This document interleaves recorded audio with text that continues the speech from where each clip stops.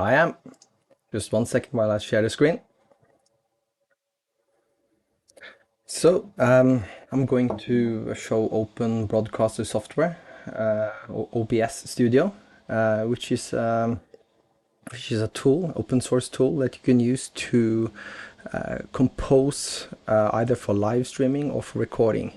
So very similar to editors that you would, for example, use for like Photoshop, where you could have different layers. You can have the same in OBS, but with some additional features.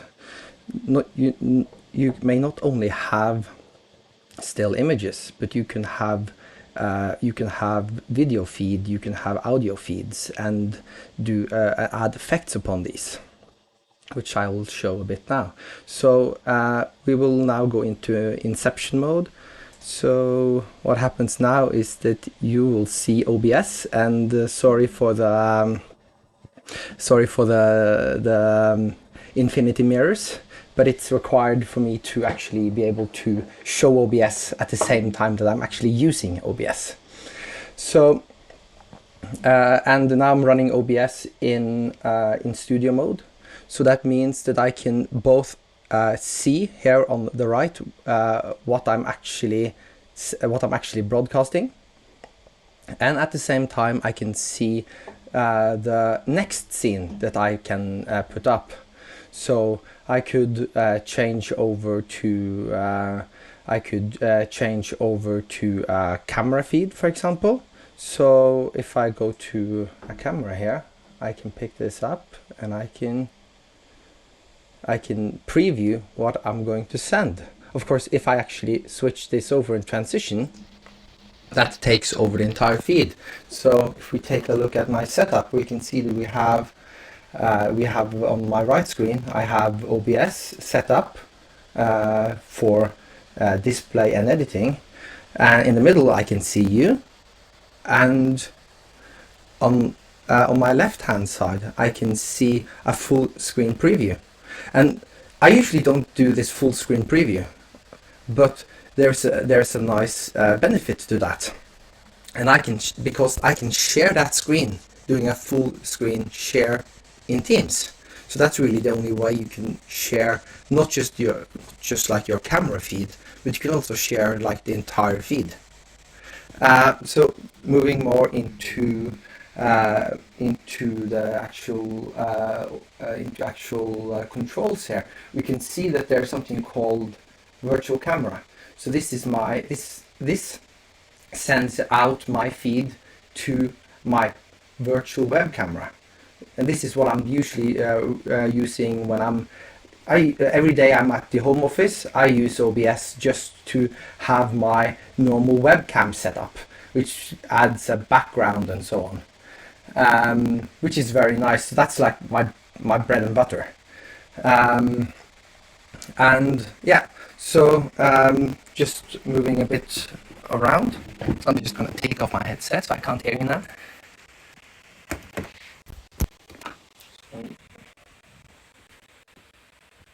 So here is the green screen. I'm not sure if you can hear me much now since I'm moving away from the mic. But we have 2 ring lights providing good illumination. And then we have my old iPhone X as a camera. So just changing things around again.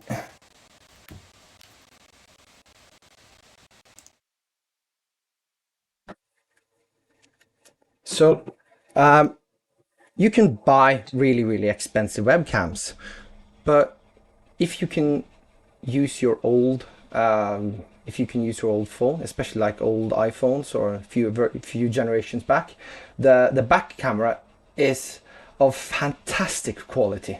So if you have a phone lying around, don't put it in a drawer.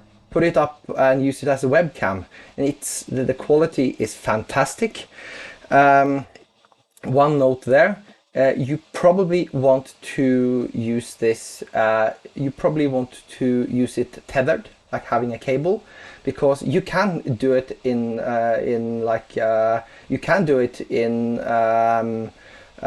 wireless, that's exactly what I was doing when I was streaming the camera now. When I was showing my current telephone and just showing around. But there is typically a bit of a lag, and it doesn't really matter. It doesn't really matter at all if you're doing if all you're doing is just showing things around. But if you have this up and the people can see your lips, they will see that there is a couple of milliseconds lag. Or it can also be a delay a bit depending on the network quality of your setup. So generally you want to have it on a tethered connection if possible. And that is done here in my base setup, and I have iOS camera feed, a camera, and this is an OBS plugin. So if I go into the settings here, I can choose another source. It's also on the sources where you put up the various filters. So going here, I can see that I've added a chroma key filter. So if we change these things around, you can see this is how it actually looks. But tuning the different parameters, you could see more or less of me. And this is of course a trade-off depending on how good illumination you have and other factors. But of course you generally want something that doesn't really spill too much and doesn't really wash out too much. At the same time, you don't want to have something, we can just do the default green setting. Just gonna console, probably just blew my see, we are about a bit over yeah, a bit over 400, so you want to have you don't want to like lose a lot of you don't want to have a lot of the background bleeding in. At the same time, you don't want to have a lot of green spilling through. So you could probably see a bit at the edges, but it's a lot better than typically you have like the blurred blurred edges and the effects that you have in Teams. But of course, you can't beat physics. So depending on the camera and the lighting you have, it's really up to that more than just like the setting on the chroma key. And yeah, we can have a lot of different sources. We can capture audio input, browser. You can capture displays, like full screen display. You can capture parts of screens, and this means that you could show, like I shown previously in my demo, where I've had like both a browser and an iPhone app at the same time. It gives you a lot of flexibility in what you want to show at the same time, and it's also it's also quite easy to do a screen recording from an iPhone. So doing that, we could for example put up, let's see, we could put up we can put up our Easee kit, and here we could have a browser at the same time. It's really up to your imagination and your sense of styling, how you want it. You can have effects around your camera image yourself. So there's really no end to what you can do, and it's very nice to have the different scenes set up, and you could do under the scene collection. You can have multiple collections, so you can just build upon one setup, and then you can just clone it and do some modifications. For example, if you wanted to host a session about OBS, like I'm doing now, we can add various add various text elements, and yeah, it's really up to your own imagination on what you do. You can also pick up. You can also record from Teams, so you can actually record what your guests or your other participants are doing, both in audio and in video. But it really depends on how you put these things together. It could be there would be some lag, so just be aware. And there's a lot of different things that you could do. You could, for example, go into the audio settings, and you can here turn on monitoring. So I would hear back my own voice. For example, if you wanted to hear how things are working. Yeah, this is like the general introduction into OBS. So it's free. You don't have to buy anything to use it, but of course you can do so if you wanted to use your iPhone as a camera, if you wanted to do screen recordings and so on. And the links to the apps used was linked in the Slack post that I had previously, and I'm going to also have it as a part of the notes for this meeting. So yeah, that's really the main part of the presentation. But I hope that there are some questions. Anyone? Oh, yeah, that's the one part I forgot to mention. No, it doesn't at all. But on my previous computer that didn't have a dedicated GPU, I almost went into orbit. So no, it's you probably don't really see it that much. I'm just going to switch over to the mobile camera capture, but it's actually very, very nice. So see if it's no, it doesn't show up yet. Oh, here we are. So if we can go into, wait for it to be focused, practically nothing. It's using 0.4% of the CPU. So, but when I was using OBS earlier this year to host a couple of meetups, that's where the reason for me learning this. I had to stop and change over in the middle of the presentation because my PC wasn't able to keep up. I got a lot of lags, and it really didn't work out nice.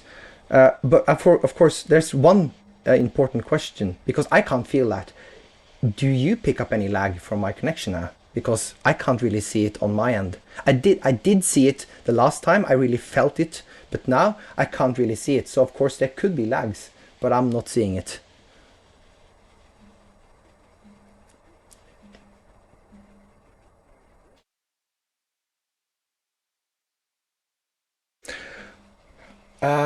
Yeah, well, I'm doing a preview at one monitor, and I'm doing a capture from Teams on that. So I would think that would affect the recording quality.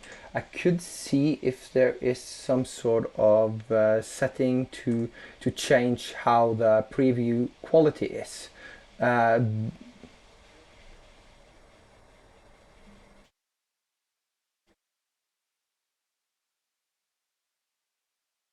Yeah, so typically when I use this, I've done a recording at the same time. I am running a recording now, and that recording has been crystal clear. But it's really hard for me to see how the preview functionality is working. It looks a bit more blurry on the other screen, but it could be like a scaling thing. So I'm not 100% sure what that is. Okay.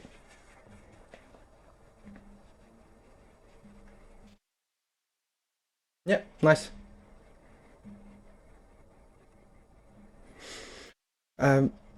Yeah, well, I mean, this is probably a lot more detailed than most of the content that's being shared over Teams. So no, it is probably a bit on the like the content side at least, because I mean, on any normal connection, I do get a bit of a blurring. For example, your connection is a bit blurred for me, but if that is, I can't really say whether where that what's the cause of that. In streaming and recording, it's typically like better never than late. So packages are dropped for not things to be jumbled around. Any other questions?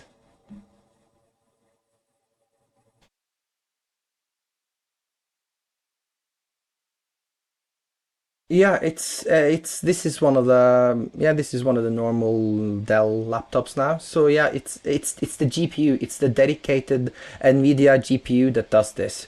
If this would have Yeah, it would have almost melted my previous Lenovo that only had an integrated Intel chip.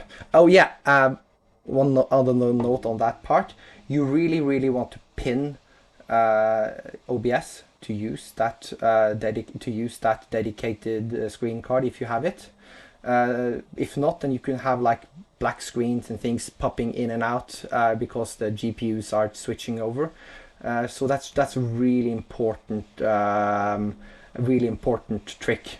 It could really depend on on your setup, so it doesn't really apply, doesn't have to apply to you. But if you have multiple GPUs and you can pin, do it.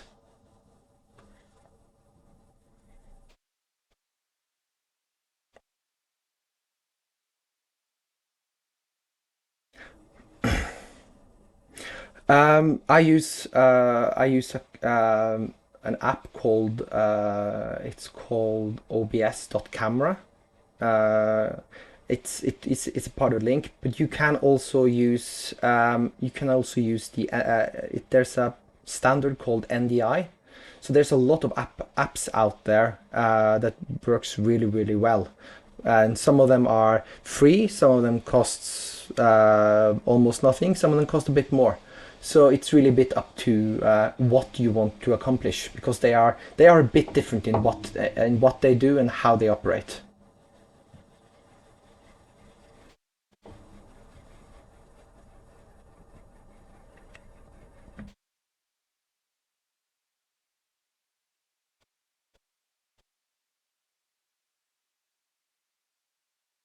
Uh, Yeah, so I'm just gonna prepare. Not sure if I can actually um, share what if I can share what I'm doing on my. I can't share what I'm doing on my phone before I start the capture, so bear with me a bit. There is a app I called NDI HD capture. And you don't see anything yet because I'm not broadcasting, so I have to press start broadcast. And when I do that, you will after a while see the app. So this is me looking into the capture. So here we are actually recording the recording software, and then of course. Yeah, and then of course you can change over to whatever app that you have. So this is like a full live capture of whatever's on the screen, and this there's built-in functionality in iOS to do that. You can see the red. Sorry, you can't see that because I've cut it out. But one second now, I'll uncut it, and here you can see the top bar. and this is the red icon means that you're doing a recording on your phone. So neither.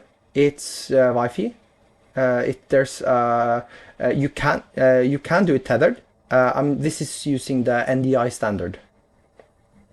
So there are open source plugins for OBS to support NDI,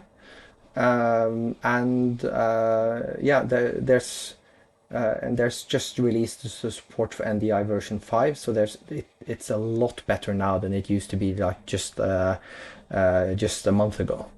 So there's really a lot of things going on, it's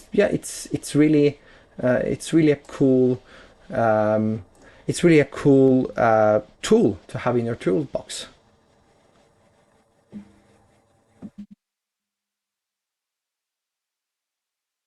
Any other questions?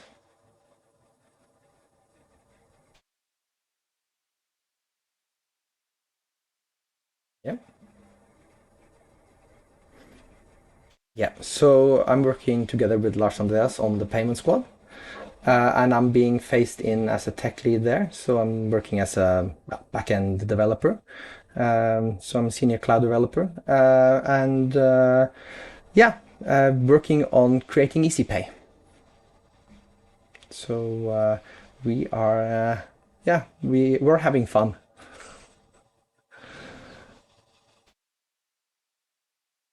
Yep.